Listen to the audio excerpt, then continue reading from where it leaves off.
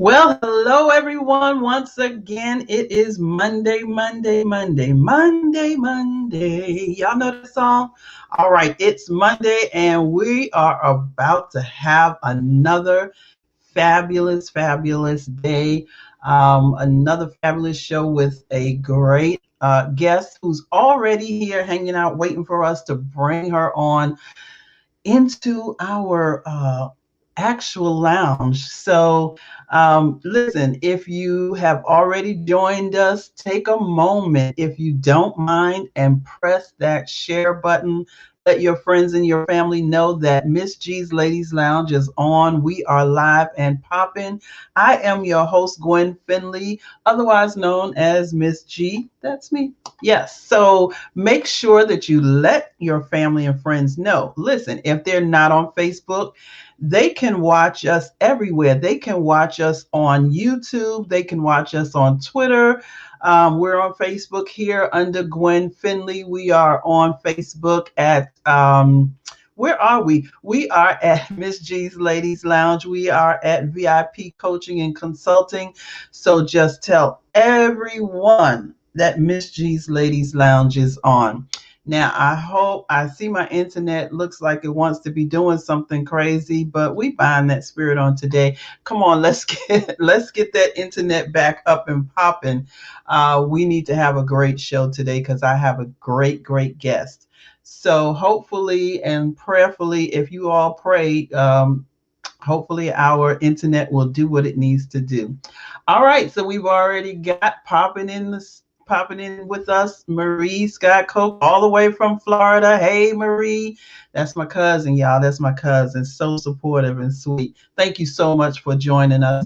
We're ready to get started. I am going to introduce our guest in just one quick second after this short prayer. Father, we thank you for this day. We thank you for all things. We thank you because we know that it is you who have given us the ability to come back once again on a Monday. We give you glory, we give you honor, and we give you praise. I pray that you will bless everyone who watches on tonight. I pray that something will be said that will encourage someone, that will inspire someone, and I pray that my guest will be abundantly blessed. In Jesus' name, amen. All right, so let's get started. Let's get started. I've got with me today a wonderful, wonderful woman in the person of Paulette Shipman Singleton. Paulette is married, mother of 3 adult children. She has 4 grandchildren, and she is a cancer survivor who loves the Lord. She graduated at VCU with a BS in Information Technology, and she has is currently a photographer, a national photographer, and photojournalist. Paulette Singleton is an award-winning published photographer. Photography awards include Virginia Press Association, and she has photographed in the county and abroad, and in the country, I believe, and abroad in China. She's very passionate about photography and loves what she does. She engages her audience and her subjects. She's been published in many Virginia publications such as Richmond Free Press, the Urban Views Weekly, as well as Hampton Roads Messenger, other local print, and various online newspapers. Aside from that, she's been published in the Trice Edney News Online Wire at Washington, D.C., the Bell Report Online, the Gospel Truth Magazine, the Spirit of Memphis Magazine in Memphis, Tennessee. And she has done a few websites and a few events, including the Juneteenth event, National Richmond Folk Festival. Local, national, and international artists were featured and captured.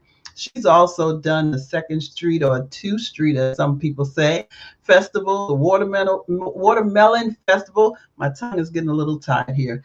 NASCAR at RIR since 2004. She has been their photographer.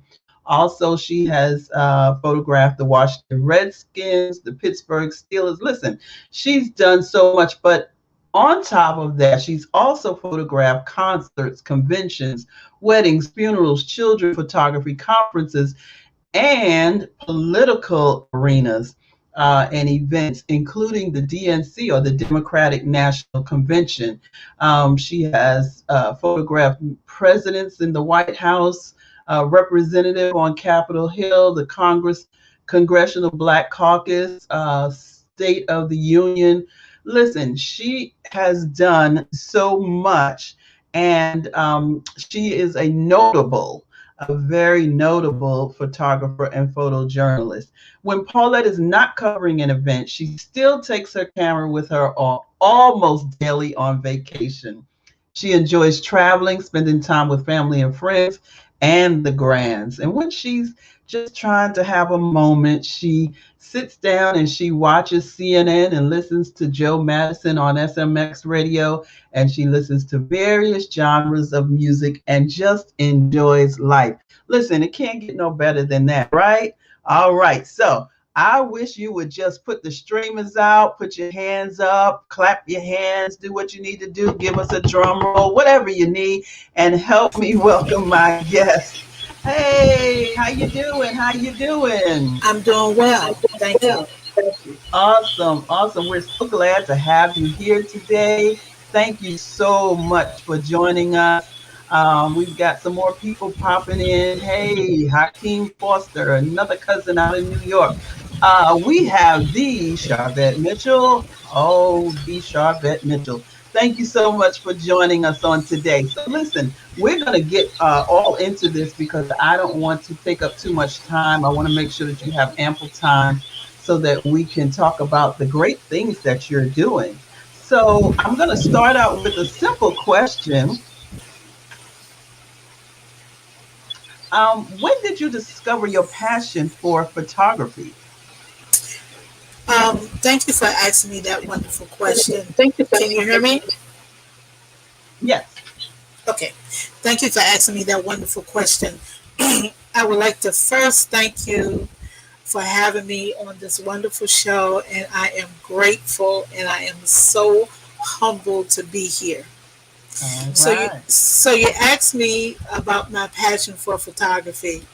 When I left high school, believe it or not, many, many moons ago, I decided that I wanted to do, interested in two things in particular, computers and photography. And I've been able to do both of those. So it Wow. started way back then. Um, I knew what I wanted to do. Hmm. Well, that's awesome.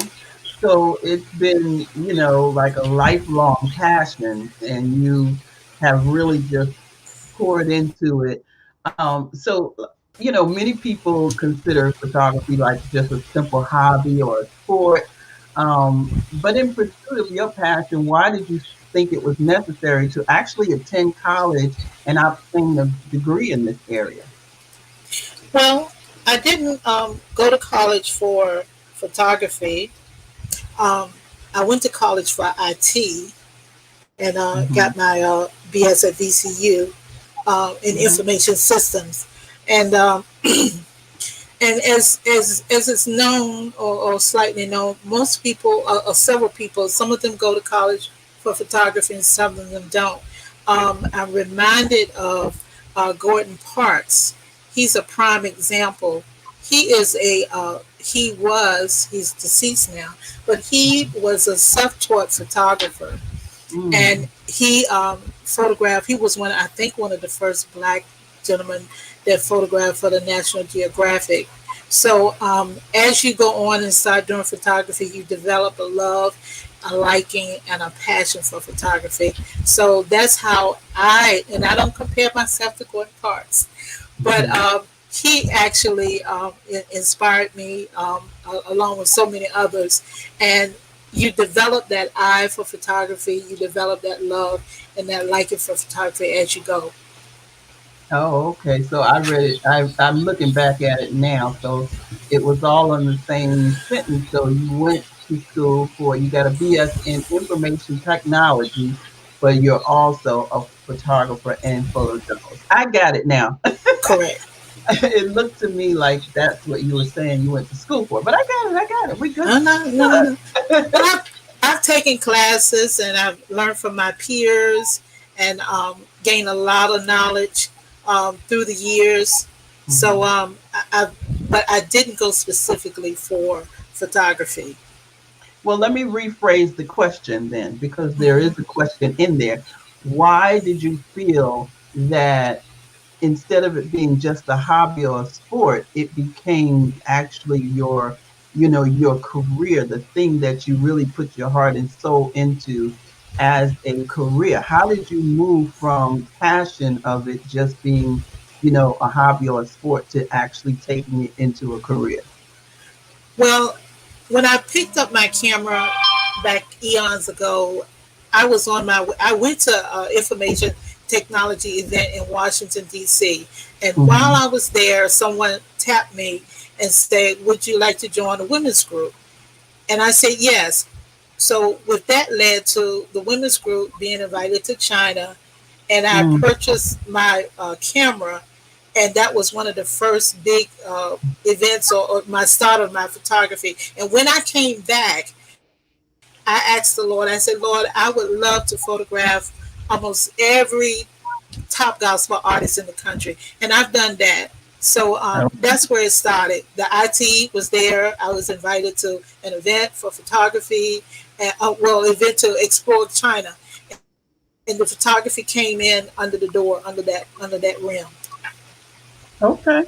I'm sorry. I'm just trying to. I wanted to put my little thing on over here to make sure we're still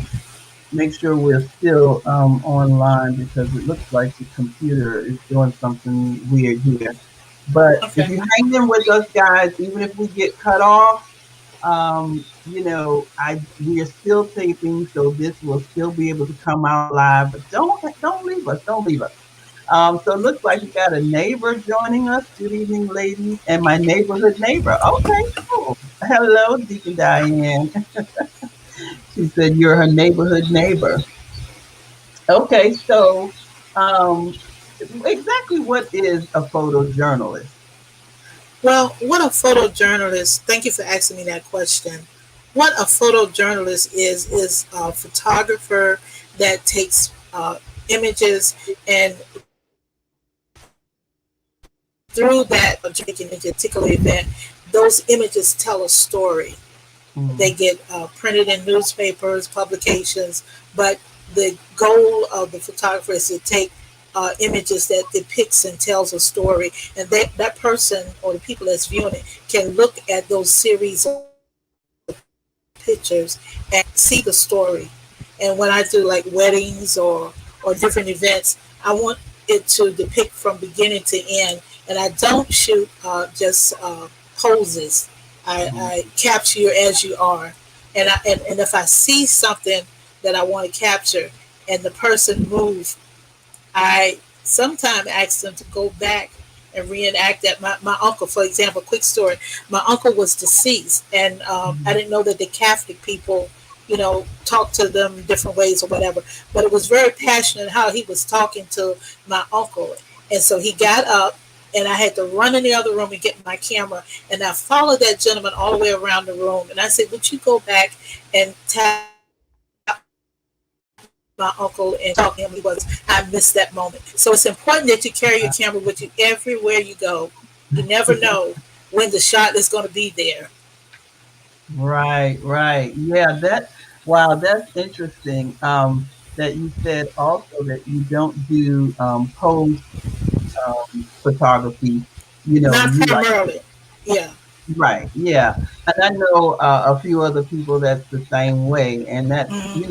interesting. That is very interesting.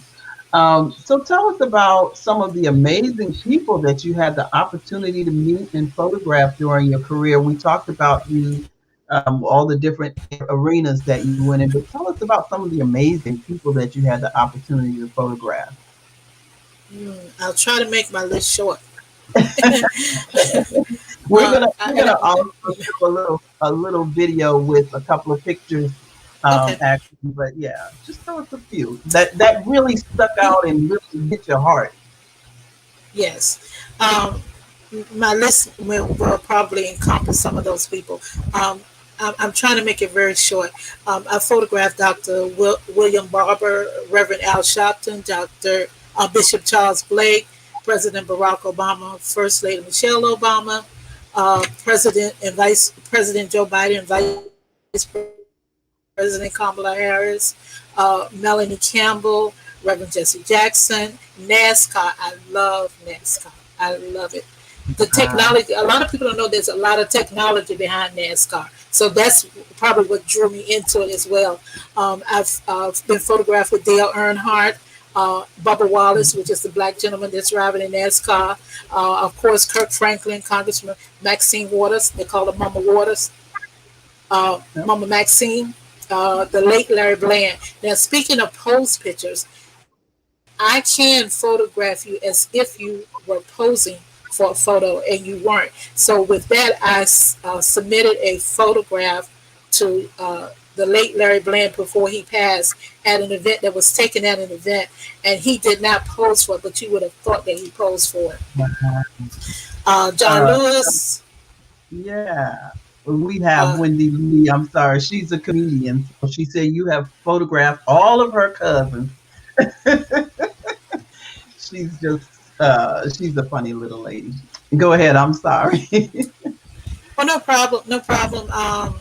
The late John Lewis, and most of these people that I mentioned, and I actually met them and was photographed with them. The late John Lewis, Bishop Gerald Glenn, Bishop Samuel Green, Mattie Mouse Clark, and the Clark sisters, just to name a few. And the list goes on and on. Well, And while I'll we have a moment, go ahead. no, I'll stop there.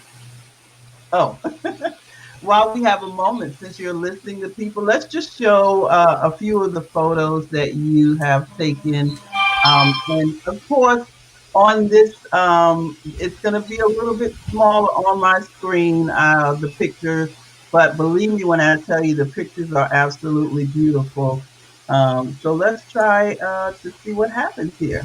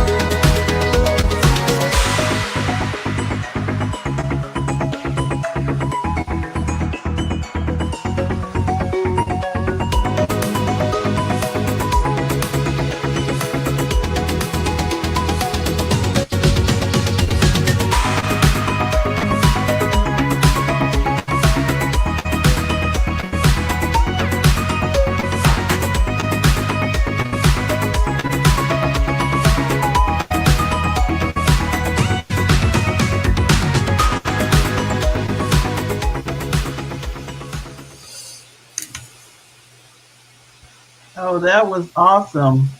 Um, Somehow or another, the end went off. I don't know why. That was awesome, though. Was that Bishop Kevin Vaughn? Was that him on that picture I'm not sure which one you were talking about. at the behind the gospel at the back scene of the gospel fest? No, no, no. That was at Gospel Superfest in Baltimore, and Yeah. I think that's the guy. That's the guy that's. I think he designs hats. Oh, okay, Yeah, okay, he had on a large hat. He designs hats. I don't know his first name or last name. okay. So let me just give a few more shout outs. Thank you. My cousin Joyce is watching. Thank you, Hakeem. Appreciate that, watching from New York. And yes, Wendy Lee, the funny little lady, the comedian Wendy Lee in the house. So let's go for a few more questions about the pandemic. The pandemic has interrupted everybody's life. With your career that you are in as a photographer, has the pandemic affected your business, and if so, how? Yes.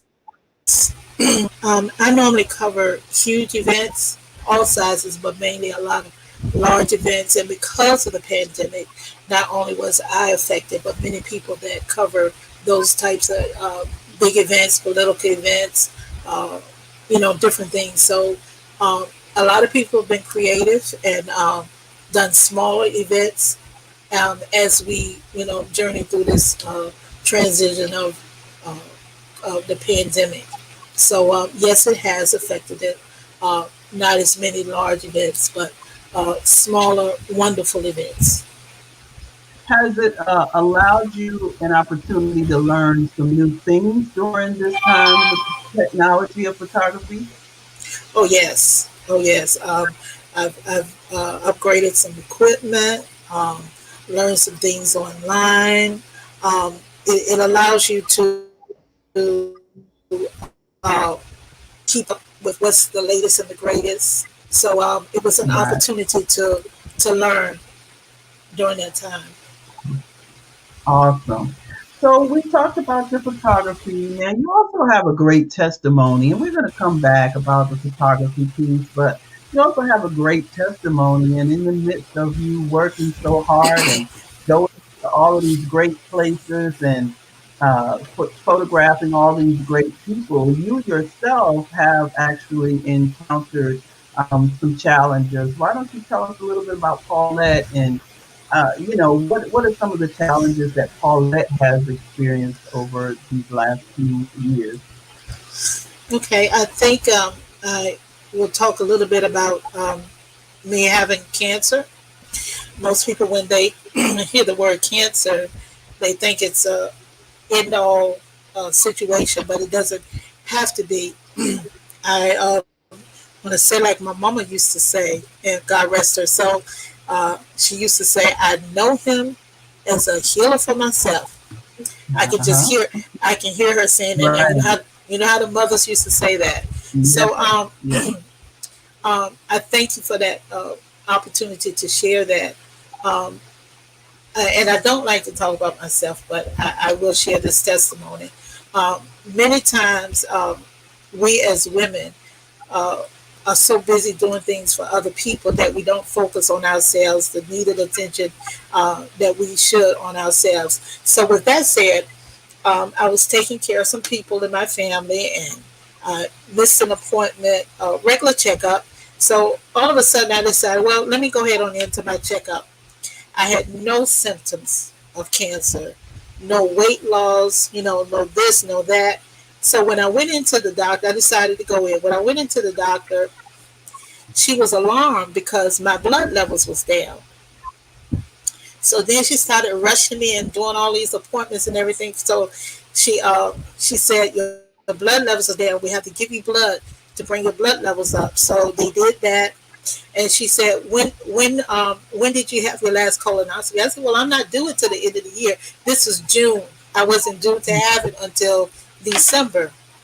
So she said, we're going to rush you in to get this colonoscopy. And they were running around the office and getting all of my appointments and everything together. So I had my colonoscopy.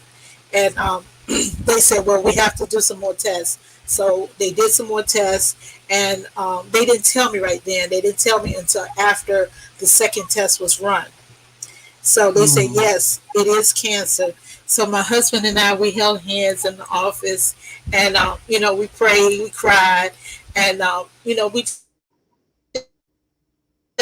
didn't know what to expect. So he said, when are you going to do the surgery? He said the end of July. He said, why don't you come do it now? Why don't you do it now? He said it's been there for a while, and we're going to schedule it at this particular time. So fast forwarding, my cousin came from Jersey, and I used to tell this funny story. She slapped that oil on my head, prayed for me. They will they willed me on in, and I had the surgery. I had the surgery, and I came out. I had the surgery on the 30th, and I came home on the 31st. The doctor said, "Well, you're gonna be here a couple of days till your bowels move, till you do this and do that." I did all of that stuff before he came back that afternoon. He said, "Are you ready to go Wow. home?" So I was there in the hospital after the surgery for one day. They test for spillage of cancer in my lymph nodes. I had no spillage in my lymph nodes. I didn't have any radiation. I didn't have chemo, and I didn't have a colonoscopy bag. So I came home, and I had the saints praying everywhere, everybody. Yes, and so I came home. My nurse friend, she said, "Well, I'll come and do this for you. I'll come and do that." My husband said, "Did you tell her I can do all of those things?" So that was a blessing because my cousin came from New York to take care of me, and then I felt that she should spend time with her cousin Alice Lilly, our cousin Alice Lilly, and it was such a blessing. And we don't know why God do the things that He does. She spent time with Alice, and then they got to share and whatnot. My husband took care of me. And then shortly after that, Alice went on home to be with the Lord. So they got to share that time, and I thank God for that. Aside from her coming to help me, I wanted her to spend time with her cousin, and not knowing what God had planned. So I stayed at, fast forward, I stayed at home for a little over 2 weeks, and then I was back on my feet again. So I thank God. Oh, I went to the doctor for my yearly checkup. And he said, well, after the surgery, he said, I'll see you in a year. I went for my yearly checkup. He said, I'll see you in 3 years. So I just thank God for His healing power and the power of prayer. And I'm a believer in prayer and in the Holy Ghost and all of the above. He does all things well. He does all things well. Yes. Wow, that's an awesome testimony. I'll tell you, I didn't know you were related to the Lilies. Yes, that's a very odd, because we've been knowing each other for quite a while, but I didn't know that. So, it's a small world after all, what they say, right? Well, speaking of funerals, I covered the Lily Senior, and I covered Alice homegoing, both of them. Yeah. Awesome. Well, not awesome that they're passed, but you've done some great work, and I know you've blessed the lives of many. And so I want to go back to this comment. Deacon Diane said, Mother Maddie was a praying woman. Yes, she was. I remember. Yes. I remember her from Redeem, and I remember you all. And so, we honor her in that, and that, like they said, many times our parents prayed for us, and we're reaping the benefits of those prayers even now. So, absolutely. Thank God for a praying mother. Yes. So now the world is opening back up. What's new for you in the world of business and photography? More events. I got bookings for towards the end of July. I have bookings in August, and I pray that I'll be able to cover NASCAR, because when I don't cover NASCAR, I'm a sad sister. NASCAR comes to Richmond twice a year in April and in September, and because of COVID, for the last 2 or 3 races, we weren't able to attend. But I understand the floodgates have opened. Wow. So I'm praying that the photographers' floodgates are open, and I'll be there. I tell people I like to smell the rubber when they're scraping the rubber off of the tires, and I like being behind the scene. I was brought into photography in terms of NASCAR to cover diversity. And I've seen a lot. I've heard a lot. One of the pictures that I published of a young lady that had went through the ranks, and they fired her, and sister sued them for $125,000, $1 million, I don't know. She sued them for a lot of money, and she won. So I was able to capture that woman prior to that event, and you never know where you are, who you're going to cover, and what significance that's going to have. Mm-hmm. Yeah, and like you said, always have that camera available, right? Oh, yes. Oh, yes. I understand all about that. Having been married to a photographer, and wake up, the camera is there. Oh, yeah. And Okay, enough with the camera. But the Mm-hmm. passion, when you have a passion, and that's with anything that you have a passion, you really take that passion and you take it with you everywhere that you go. So Yeah. I have another question Okay. that just popped in my head that I didn't give you a question about. So how do you come into doing some of these type of events like NASCAR and things like that? How do you just meet people and doors just open, or do you actually for different opportunities?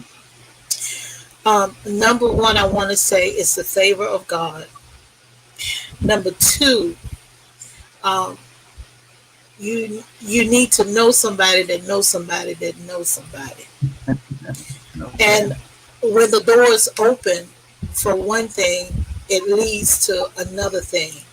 So, and then you have to do your homework in terms of it's a lot of work, background work. You have to contact the vendors, contact the venue where it's being held, find out who the PR person is for that particular event, and you need to keep track of the names. You need to do like they do in business, name Name. drop.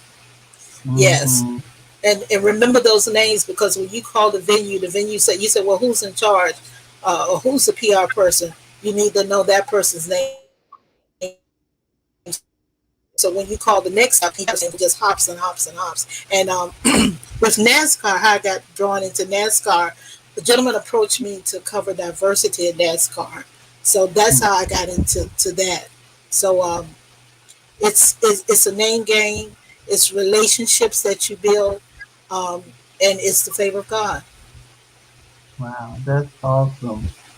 Well, we've had a wonderful conversation, and I've enjoyed hearing um, so much of the great things that God has done for you and through you. One question for you: if you had the opportunity, I know you have actually covered some really great people, and I mean, like, just thinking who else could you really add to your list? But is there any one person that you have not been able to photograph yet that you would just love to photograph? Do I have to limit it to one? No, no, you don't. My list is vast. The list of people that I've covered is vast. But I would love to cover Whoopi Goldberg. Oh, really? Uh, I love her work.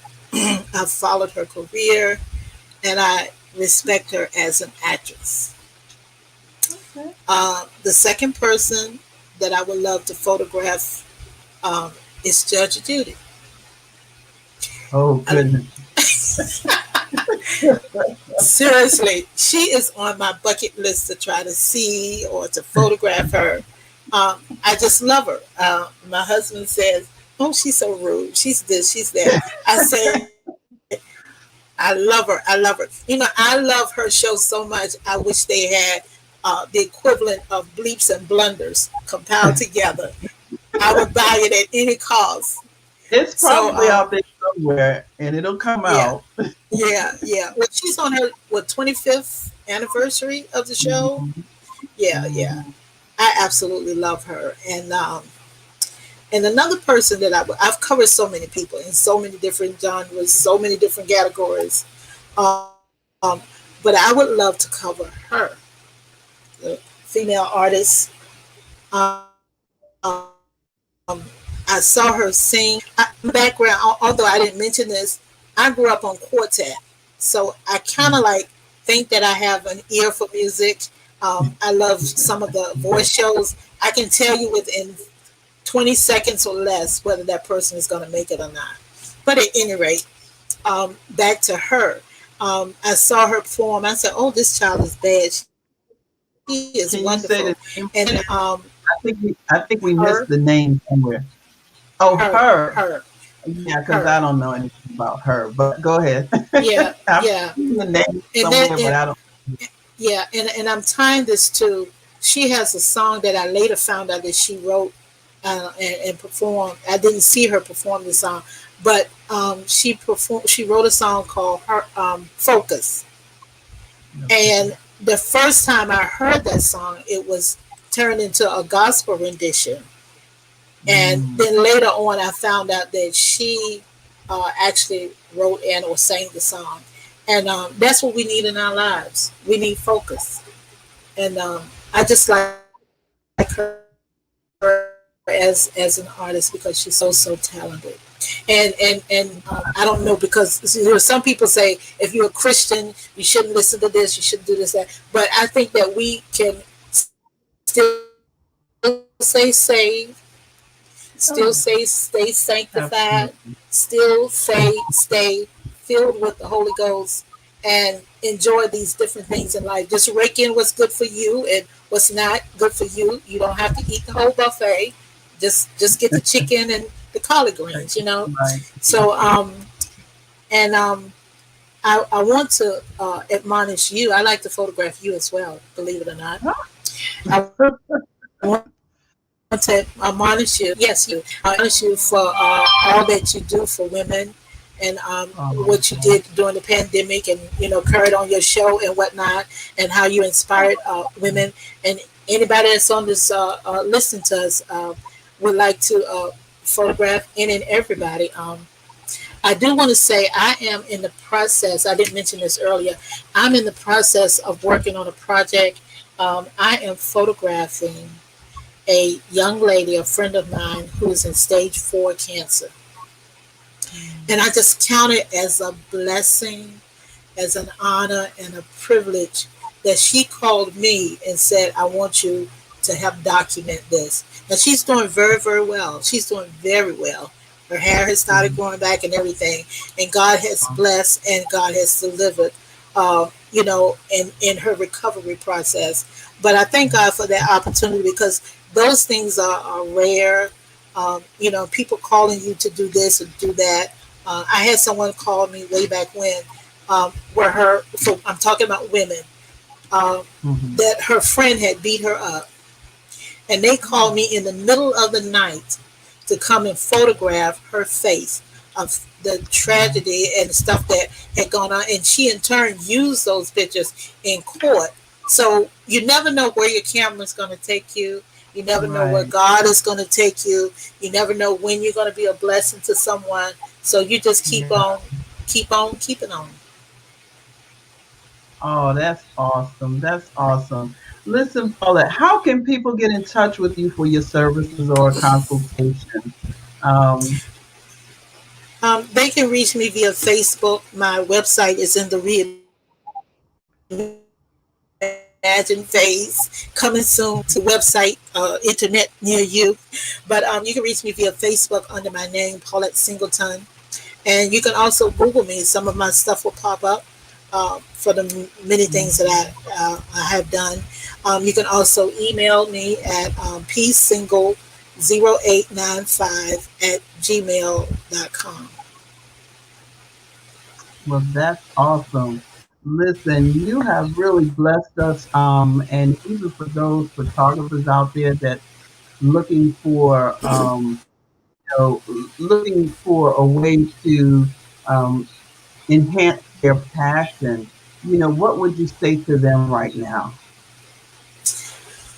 Um, you know, there's a couple of things. A lot of photographers stay within a certain genre of what they like and what their passion. I think you need to be open to other things. Um, Sometimes you hone in on what you like, what you love, and then opportunity presents itself for you to launch out into the deep. Um, there is if you want to just Google some stuff, I would highly recommend the New York Institute of Photography website, an awesome website. Um, I've learned a lot from there. They have training there. They even allow you to put up, if you're trying to decide whether I'm going to get this camera or that camera, you can put both of those cameras together and they'll tell you the pros and cons of that camera. And And I would also like to tell you, don't give up. Keep pushing. Keep pushing. Right. So I have having dealt with a family of photographers, actually, I have Wow. one question, one Didn't know last that. question. Hmm. Well, not my family, my ex-husband's family. Sure, So sure. let me ask you this one question: what family are you with? Are you a Nikon, a Canon? I found out Oh, that that's quite important. okay. The majority of the people are either I see Canon Canon behind buffs. your head Yes. The on majority of that. the people, yeah, a majority of the people are Canon buffs or Nikon buffs. While on the field, I think I was at the White House. The guys was talking. And you always need to keep your ear to the ground, and when you're in a group of photographers, they tell you about video. 2 minutes of video is what people can endure. Beyond that, they kind of like maybe lose people. Um, Wow. and those that have Canon, that have Nikon gear, they may want to switch over to Canon and vice versa, but they weigh the cost of, we call it the glass, which is the actual lens. And sometimes they have so much money invested in the glass that they can't move to where they want to move to. Um, and in the other camera, I'm a Canon person because that's what I started with. I own some Nikons, and I own smaller cameras of other things. But I would always love to have Sony in my bag. And the reason why I say Sony, I did Sony a while back, but the reason why I say Sony, because you can have an African American person, you can have uh, a Caucasian person, you can have someone else, but the flesh tone of all three of those people will come out great with a Sony, unlike without a lot of adjustment and everything. So that's one Right. thing that I like about the Sony, and I will always have one in my Okay. bag. Wow. Listen, that is so awesome. And I thank everybody who's been watching. I know some of you may not be photographers. So I know I said the last question like 3 questions ago. So this really is my last question. Because I'm thinking as you're That's talking, okay. but like I said, everybody is not a photographer that's watching, and I know they're not. But many of Hmm. us, we just love looking at beautiful photos, nevertheless. Hmm. But if you're on the other side of the camera, give us two of the greatest tips for a person who's on the other side of the camera who's actually being photographed. Okay, two of the greatest tips. Is that what you Yes, said? Okay. yes, for Um, the person who is being photographed. the the person that's taking the picture of that person, or the person that's the picture's being taken of. The person that the pictures are being Okay, taken. one thing, glasses. I have on glasses, and I think you can see the glare in my glasses from my lighting Right. because we need the lights.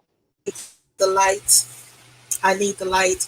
Um, you can nod your head a little to the left or a little to the right and down, and you can take an awesome picture with glasses and no glare on the glasses. They don't always Aha. have to grab them and take them off. They can keep them on. And then after you take the picture, if you're using flash, um, you will see the flash on their glasses, and you take another picture and make sure that their head is tilted so that the glare Right. will not be on the glasses. Um, Tip number two, um, and I've heard this.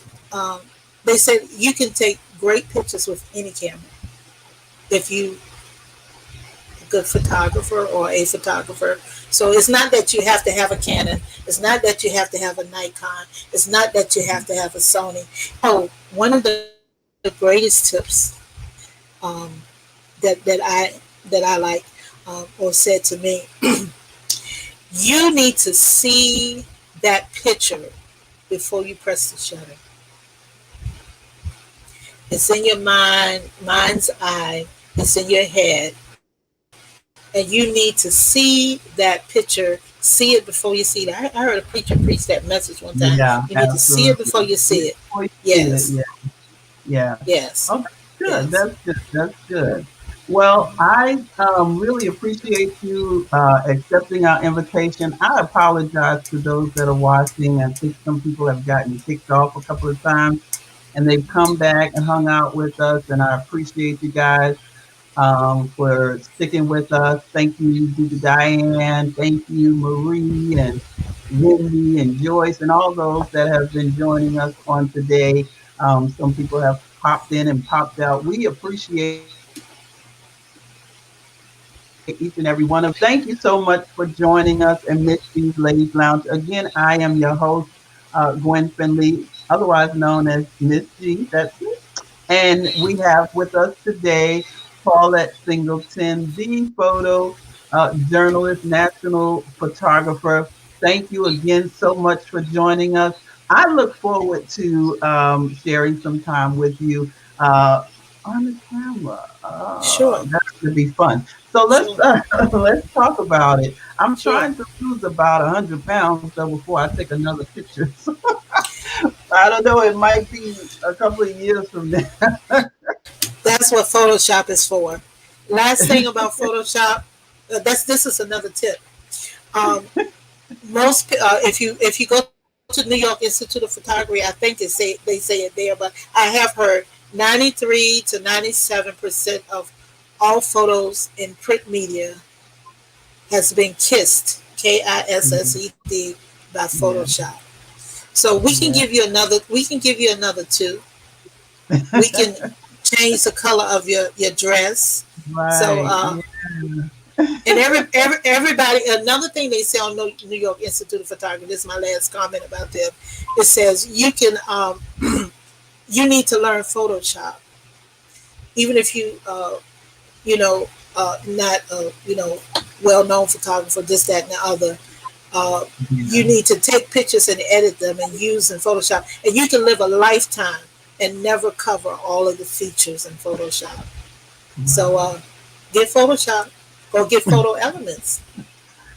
Photo elements. Yeah, I've had that. Well, Yes, that's interesting. Well, thank you so much. you're welcome. Yeah, whatever is going to take that extra 100 pounds off, we're good right there. Okay, we can make it happen.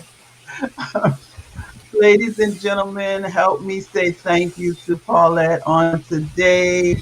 And we look forward to Deacon Diane. I don't know what she meant to write, but it didn't happen. But Deacon Diane, thank you so much for joining us and for sticking with us. And we look forward to seeing you again real soon, praying that God will open up the NASCAR windows for you and the doors and the gates. Glory be to God. Yes, yes. All right. Well, you have a wonderful evening. Thank you again. Thank you for having me. I feel so blessed and honored. Thank you. Awesome. All right, family. There you have it. You have been watching my guest with me today, Paulette Singleton, the photojournalist, the national photographer. Great tips, and great information shared, and just a beautiful story, a testimony, a great testimony of what God has done and what He can do and what He is doing. And so we're so grateful for her. Listen, if you else, I want you to remember that God loves you, and I do too. You can check me out at gwenfinley.org. You can also go on amazon.com and you can check out my book, Let the Vision Speak by Gwen Finley. It is still available there and it's getting ready to go on sale. So make sure that you stop by, send your friends over, send your family. It's getting ready to go on sale like really, really soon, like probably real soon. Listen, thank you again to all of our live and replay viewers. We appreciate each and every one of you. You have been in Miss G's Ladies Lounge, and we are the relaxation station. Have a wonderfully blessed evening. I hope that we've helped you to get ready for relaxation for tonight. I'm going to let you enjoy those photos one more time before we dismiss this show.